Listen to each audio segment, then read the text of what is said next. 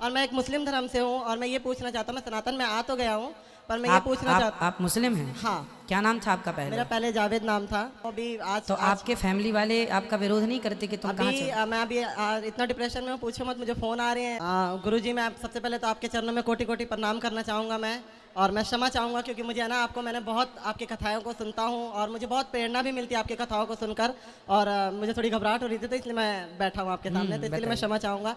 और मैं एक मुस्लिम धर्म से हूँ और मैं ये पूछना चाहता हूँ, मैं सनातन में आ तो गया हूँ पर मैं ये पूछना चाहता। आप मुस्लिम हैं? हाँ। क्या नाम था आपका पहले? मेरा पहले जावेद नाम था। जावेद। काफ़ी लोग जानते भी होंगे। तो आपने हिंदू धर्म अपना लिया? हाँ हाँ, क्योंकि सबसे पहले मैं एक बात कहना चाहूँगा, क्योंकि काफ़ी लोग मुझसे कहते हैं कि तुम हिंदू बने हो। हिंदू तो मुझे नहीं लगता कि कोई किसी को बना सकता है, क्योंकि हिंदू पैदा ही होता है, मेरा मानना ऐसा है। और ये मुझे ना किसी ने ब्रेन वॉश करा और ना किसी ने कुछ कहा, ये एक ठाकुर जी की कृपा हुई तब मैं सनातन में आया। वैसे किसी ने मुझे या मैंने किसी को देख के सीखा या ऐसा कुछ भी नहीं था। तो मैं सभी लोगों से ये कहना चाहूँगा, और मेरे जो फैमिली वाले हैं वो भी आज आपके फैमिली वाले आपका विरोध नहीं करते कि तुम कहाँ चल? मैं अभी इतना डिप्रेशन में हूँ, पूछो मत, मुझे फ़ोन आ रहे हैं, फैमिली वालों के ज़्यादा आ रहे हैं, बाकी अदर तो कोई कुछ भी नहीं कह रहा, पर फैमिली वाले का आज भी मम्मी का फ़ोन आया और वो कहने लगे हमसे कोई मतलब नहीं, हम मर भी गए तो हमारा मुंह मत देखियो तू, हमारी वजह से पूरे रिश्तेदार तेरी वजह से हमें पूरी वो कर रहे हैं, और मतलब हमसे रिश्तेदारी टूट गई है, हमारी एक लड़की है उसकी शादी करनी है, तेरी वजह से उस लड़की की भी ज़िंदगी ख़राब हुई है। तो महाराज जी, मैं ये पूछना चाहता हूँ कि ठाकुर जी से मेरी एक शिकायत है हमेशा कि या तो मुझे पहले इधर का कर देते या उधर का कर देते, ये बीच में ला के मुझे इतना परेशानियों में डालना, और उनको मैं छोड़ नहीं सकता। मैं सास्ते छोड़ सकता हूँ पर मैं ठाकुर जी को नहीं छोड़ सकता। किन को नहीं छोड़ सकते आप? मैं ठाकुर जी को नहीं छोड़ सकता, भगवान जी को नहीं छोड़ सकते? नहीं छोड़ सकता सर। फिर आप सही रास्ते पर हैं। तो मैं एक चीज़, मेरा एक सवाल और था कि मैं जगन्नाथ मंदिर में जा सकता हूँ क्या? कि जगन्नाथ जी के मंदिर में अब तो आप इन्हें धर्म बदल लिया है, आपने धर्म परिवर्तन कर लिया अपना? हाँ जी। वैसे देखो, धर्म परिवर्तन करने की ज़रूरत ही नहीं पड़ती। हमारे ठाकुर जी जो है ना, हमारे भगवान कभी ये नहीं कहते कि तुम हिंदू हो जाओगे तो ही हम तुम्हें मिलेंगे। हाँ, भगवान तो कहते हैं कि तुम मुसलमान भी हो और यदि तुम उसी रूप में मुझे प्रेम कर लोगे तो मैं उसी रूप में तुम्हें प्राप्त हो जाऊंगा। हमारे भगवान कभी नहीं कहते कि तुम धर्म बदलो। नहीं, रस खान जी को उसी रूप में, उसी लिबास में प्राप्त हुए थे भगवान। जब उनकी कृपा हुई तो मैं सब कुछ खाया करता था, पर जैसे उन्होंने कृपा करना स्टार्ट करा तो अपने आप ही छूटने लग गया, सब चीज़ों को देखकर वो मन वॉमिटिंग सी आनी, ये अपने आप होने लग गया। तो ये मुझे नहीं लगता कि मैं छोड़ सकता था या वो करता। आज का टाइम है कि कोई आमलेट भी बनाता है घर के पास में तो उससे भी मुझे बहुत दिक्कत होती है, ऐसा लगता है जैसे वॉमिटिंग हो जाएगी। तो ये ठाकुर जी की कृपा ही है। लेकिन उसके आगे अगर हिंदू में अगर हम लोग जाएंगे, अगर सही में हिंदू भी नहीं बोलते, हम सनातन धर्म कहते हैं। जैसे आपने अभी व्याख्या किया था, नदी के पार के हिंदू उसको कहा जाता है, तो हम तो सनातन धर्म से है। तो सनातन धर्म में हमारा जो आता है, जो भगवत गीता, जैसे आपके अंदर जो ये है, जैसा बाइबल का आपने, इस्लाम का ये है, कुरान है, तो इसी तरह हमारा भगवत गीता है।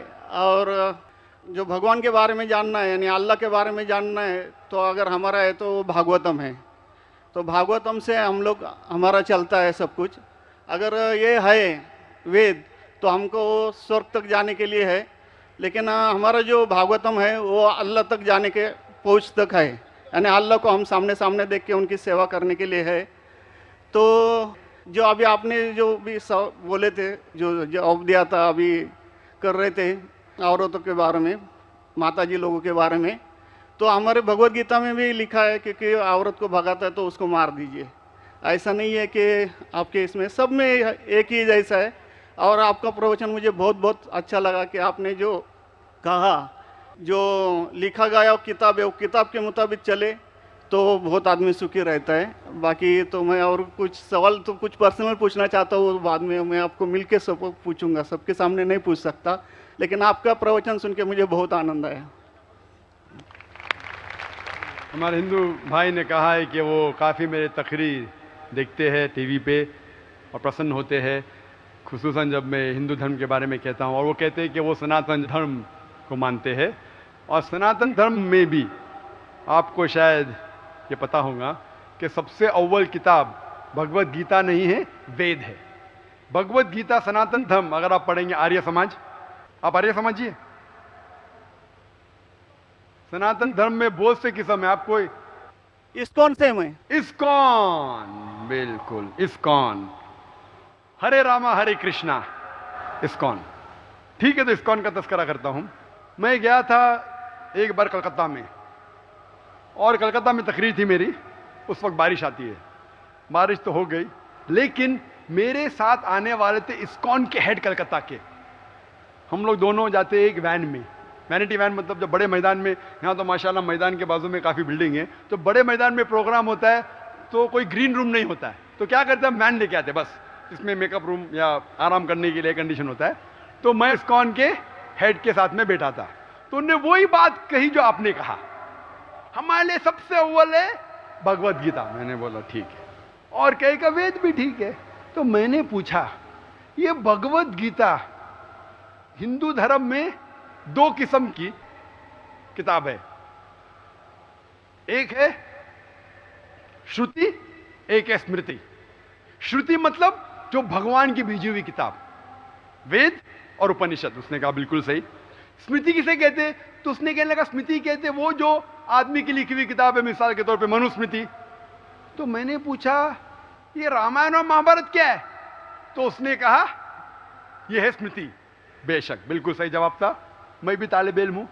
तो मैंने पूछा, बिल्कुल सही कहते, ऊपर आती है श्रुति, वेदा और उपनिषद। स्मृति मतलब दूसरी किताबें, मनुस्मृति, इतिहास। मैंने पूछा ये महाभारत क्या इतिहास है? तो मैंने उससे पूछा, गुरुजी ये बात मेरे इल्म के हिसाब से भगवत गीता एक हिस्सा है महाभारत का, 18 चैप्टर का, सही है? अरे बिल्कुल सही है, आप बहुत इल्म रखते। मैंने बेशक। तो जब भगवत गीता महाभारत का हिस्सा है तो महाभारत स्मृति है क्या श्रुति है? चुप बैठ, स्मृति है बोला। तो स्मृति ऊपर क्या नीचे? तो बोले हाँ आपके पास इल्म है ना, इसलिए आप जानते हैं। हम लोग को कहते हैं भगवत गीता ऊंची है, लेकिन हम सही कहते हैं ये भगवत गीता वेद का निचोड़ है। निचोड़ है लेकिन वेद ऊपर है, खुदा की किताब है। भगवत गीता इंसान की लिखी है, किसके जरिए? स्कॉलर्स के। आपके इस्कॉन के गुरु भी कहेंगे हो, लेकिन आप आम आदमी हैं, आप शायद ये पेचीदा चीजें को जानते नहीं। हम तालिब इल्म हैं, मैं स्कॉलर नहीं हूं, तालिब इल्म हूं तकाबिल मज़ाहिब का, इस्लाम एंड कंपैरेटिव रिलीजन का। तो बोले बेशक आप बिल्कुल सही कहते। तो मैं कहूंगा अगर वेद और भगवत गीता में टकराव है, किसकी बात मानेंगे? तो बोले आमतौर पे तो हम कहते हैं भगवत गीता ऊपर है, लेकिन आप सही कहते क्योंकि आपका दिल में। तो मैं वो डबल स्टैंडर्ड क्यों? जिसके बाद दिल में बदल जाता है क्या? 2 + 2 4 ही रहता है, चाहे वो 2nd स्टैंडर्ड में या 10th स्टैंडर्ड में। 2 + 2 वही रहेगा, 4 बदलेगा नहीं। तो मैं ये कहता हूं गुरुजी से, आपके संत से, कि आप अपनी किताब लोगों में आम करो, हिंदुओं में आम करो वेद। लेकिन हिंदू धर्म में सिर्फ ब्राह्मण ही वेद को पढ़ सकता है, क्षत्रिय नहीं पढ़ सकता है। क्यों? बाकी लोग नहीं पढ़ सकते, वेद व्यास शूद्र नहीं पढ़ सकता है। क्यों? हमारे मजहब में ऊंच नीच नहीं है, काला या सफेद, अमीर या गरीब, राजा या फकीर, कुरान पढ़ सकता है। नमाज के लिए जब उस ईश्वर की हम इबादत करते हैं, जब खड़े होते नमाज के लिए कंधे से कंधा मिला के करते, चाहे वो फकीर या अमीर या गरीब, फकीर या राजा साथ में खड़ा है तो कंधे से कंधे मिला के खड़ा होता है। और आप यहाँ देखेंगे, और मैं अल्हम्दुलिल्लाह कई बार सऊदी अरब गया हूँ और किंग अब्दुल्ला की दावत पे भी गया हूँ। माशाल्लाह उनकी सिक्योरिटी रहती है, तो सिक्योरिटी हट जाती है, आप साथ में तो साथ में। अल्हम्दुलिल्लाह राजा या फकीर, अमीर या गरीब, काला या सफेद, यकसा है। तो मैं ये कहना चाहता हूँ, आप बिल्कुल सही कह रहे थे कि वेद स्वर्ग की बात करता है लेकिन खुदा की बात भी करता है। भगवत गीता में भी स्वर्ग की बात लिखा है, खुदा का भी लिखा है। आप बोले अल्लाह के करीब आने के लिए भगवत गीता सही है, बराबर। मैं ये नहीं कह रहा हूँ कि ये वेदों में नहीं कहा है, वेदों में बहुत आखिरी में आता है, लेकिन जो भगवत गीता जो है वो डायरेक्ट भगवान हुआ है, यानी अल्लाह ने कहा हुआ है, ऐसा है। तो इसके लिए अभी वेद तो संस्कृत में है, वो पढ़ नहीं सकते, लेकिन जो भगवत गीता है वो बहुत सारी इसमें ट्रांसलेशन हो गई है। और जो भगवत गीता है बहुत सारे आदमी ने यानी लिखी हुई है, करीबन 200-300 लोगों ने लिखी है अपने अपने हिसाब से। हाँ, बिल्कुल सही कहा। लेकिन इस्कॉन का जो गीता है भगवत गीता, वो गुरु परंपरा में है, वो भी आदमी है, एज इट इज लिखा हुआ है। यानी वो परंपरा में अगर गया तो वो कृष्ण तक गया, यानी जिसने जो कहा है वो एज इट इज है, इसके लिए उसका लिखा हुआ as it is Bhagavad Gita. आपके स्वामी प्रभुपदा, बराबर? यस, बराबर हुआ, स्वामी प्रभुपदा। प्रभुपदा इंसान ही थे ना। हाँ, इंसान ही थे ना, मैं किधर ना बोल रहा हूँ। ये हमारा कुरान जो है ना, डायरेक्ट अल्लाह की तरफ से, वो तो है। ना मोहम्मद सल्लल्लाहु अलैहि वसल्लम ने लिखा है। वही बोल हम रहा लोग ने ये कुरान जो है डायरेक्ट अल्लाह की नाजिल यूं बहू। इसलिए जितने भी दिगर मज़ाहिब की किताब है, जैसे वक्त जाने लगे बदलते गए। आप बिल्कुल सही कहते, 300 किस्म की किताब है। बाइबल सैकड़ों किस्म, हमारे IRF में 200 किस्म की बाइबल है। आप किस में मानेंगे? कुरान आप लो, कोई भी कुरान लो, इंडिया में, अमेरिका में, UK में, हिंदुस्तान में, पूना में, हूबहू वही है। एक लफ्ज की बात दूर रही, आ की मात्रा, ई की मात्रा, जबर जेर पेश, वो भी फर्क नहीं है। फत्ता दम्मा कसरा में भी फर्क नहीं है। ओरिजिनल कुरान में तो फत्ता दम्मा कसरा था नहीं, लेकिन आज जब हम पढ़ते हैं माशाअल्लाह। तो मैं ये कहना चाहता हूं, जितनी भी किताबें पहले आई, आज भी आप बिल्कुल सही कहते हैं, भगवत गीता वेद का निचोड़ है। लेकिन जब निचोड़ होता है वो असली फल से कॉन्ट्रडिक्ट करे तो फल और अहम है। मैं बिल्कुल मानता हूं, स्वामी प्रभुपदा मानते हैं कि भगवत गीता क्या है, वेद का निचोड़ है। और वो कहते हैं, मैं भी पढ़ चुका हूं, आपकी Bhagavad Gita as it is पढ़ चुका हूं, उसमें ही लिखा, उसका ही ट्रांसलेशन था। भगवत गीता अध्याय नंबर 7 श्लोका नंबर 20 में, जो कोई दुनियादारी के पीछे भागता है वो गलत खुदाओं के पीछे भागता है। आपकी भगवत गीता में लिखा एज इट इज में, और उसका अगर प्रीफेस पढ़ेंगे उसमें लिखा है कि ये जो वेद है वो गाय है, भोज से गाय है, और कृष्ण क्या है, दूध निकालने वाला इंसान, और दूध क्या है, भगवत गीता है। सही कह रहा हूं कि नहीं? प्रीफेस में लिखे है। कौन कहता है? आपके स्वामी प्रभुपदा। मुझे उसका ट्रांसलेशन पसंद है। अक्सर हमारे वहां भी माशाअल्लाह 50 से ज्यादा भगवत गीता है। मैं लेकिन स्वामी प्रभुपदा की गीता को पसंद करता हूं, अच्छी गीता है, इसीलिए मैं प्रीफेस कह रहा हूं। लेकिन उसमें भी लिखा हुआ है, उसके अंदर भी वो निचोड़े वेद का निचोड़ है। लेकिन निचोड़ मतलब नहीं कि असल फल को गाय को छोड़ देंगे, गाय चले जाएंगी तो दूध क्या करेंगे आप? गाय रहेंगी तो दूध मिलते रहेगा ना। दूध को लेंगे, गाय को मार देंगे, दूध आपका खत्म हो जाएगा। भाई गाय को जिंदा रखो, रोज दूध लो, बराबर के नहीं? दूसरे बच्चे पैदा करेंगे गाय, लेकिन तो गाय को मत छोड़िए। इससे हमें पता लगता है, उसमें लिखा हुआ है, आपके वेद में लिखा हुआ है कि और एक पैगंबर आने वाला है। आपकी भगवत गीता में लिखा है चैप्टर नंबर 4 में वर्ष नंबर 7 से 8 में, यदा धर्मस्य, यानी युग युग में जब भी परेशानी आएंगी इस धरती पे तो मैं एक रूप हासिल करूंगा, अवतार। अवतार की सही मानी आपको मिलेगा वेद से। उसमें पता चलता है जिसे हम कहते हैं पैगंबर, आखिरी पैगंबर, आखिरी अवतार कौन है? कल के अवतार। अगर आप भगवत गीता में मानते, अगर आप वेद में मानते, आपको आखिरी अवतार कल के अवतार में मानना ही पड़ेगा। फिर ही आप कह सकते मैं असल भक्त हूं भगवत गीता का। वो तो है ही, आपने जो बताया कल के अवतार तो आने वाला तो ही है, मानते कल के लास्ट अवतार में आने वाला है। आ चुका है। और उसमें लिखा था कल के अवतार की मां के नाम क्या है? सुमति। सुमति की मानी अमन, अरबी में कहते हैं आमिना। मोहम्मद सल्लल्लाहु अलैहि वसल्लम के वालदा का नाम था आमिना। उसमें लिखा है कल के अवतार, चैप्टर नंबर, अभी हवाला भी दे रहा हूं मैं, टाइम मिल रहा है ना। कल के अवतार चैप्टर नंबर 2 वर्ष नंबर 5 श्लोक नंबर 5, 7, 9, 11, 15। इसमें लिखा है कि उसके वालिद का नाम है विष्णु यास। विष्णु यास मतलब खुदा का बंदा। अरबी में तर्जुमा करेंगे अब्दुल्ला। मोहम्मद सल्लल्लाहु अलैहि वसल्लम के वालिद का नाम था अब्दुल्ला। उसमें लिखा है वो ऐसी जगह में पैदा होंगे जो अमन की जगह है। हम मानते हैं कि मक्का एक अमन की जगह है। उसमें लिखा है कि वो उस फैमिली में पैदा होंगे जो उस इलाके के अमीर होंगे। हम जानते हैं कि कुरैश के फैमिली में पैदा हुए थे मोहम्मद सल्लल्लाहु अलैहि वसल्लम। उसमें लिखा है कि वो 12वीं तारीख माधव के दिन पे पैदा होंगे, वो 12वीं रब्बी अव्वल मोहम्मद सल्लल्लाहु अलैहि वसल्लम पैदा है। आगे आप पढ़ेंगे वेद में लिखा है कि उसके 4 करीब दोस्त थे, जिसका मैं जिक्र किया हूँ। 4 करीब दोस्त मोहम्मद सल्लल्लाहु अलैहि वसल्लम के थे, जो हज़रत अबू बकर, हज़रत उमर, हज़रत उस्मान, हज़रत अली। मैं अल्लाह भी मौल, अल्लाह ताला की रहमत सब पे हो। किसके बारे में जिक्र करें? उनको सबसे पहली जो वही आएंगी वो आएंगी एक गार के अंदर। हम जानते हैं मोहम्मद सल्लल्लाहु अलैहि वसल्लम सबसे पहली वही आए गार हिरा में। फिर वो करेंगे हिजरत नॉर्थ की तरफ, फिर से वापस आएंगे। मोहम्मद सल्लल्लाहु अलैहि वसल्लम हिजरत की मदीना जो नॉर्थ के ऊपर है, फिर से वापस आए। मैं तो 1 घंटा सिर्फ तस्करा कर सकता हूँ मोहम्मद सल्लल्लाहु अलैहि वसल्लम हिंदू धर्म में, वक्त नहीं है। मैं ये पूछना चाहता हूँ, आप मानते क्या इस कल के अवतार में? आप मानते मोहम्मद सल्लल्लाहु अलैहि वसल्लम आखिरी पैगंबर है?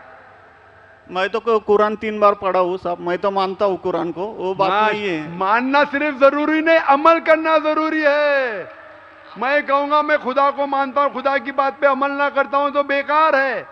मैं कहता हूँ मैं मेरे वालिद से बहुत मोहब्बत करता हूँ, वालिद की बेइज्जती करता हूँ, वालिद की बात नहीं मानता हूँ, वालिद से बदतमीजी करता हूँ, तो क्या फायदा?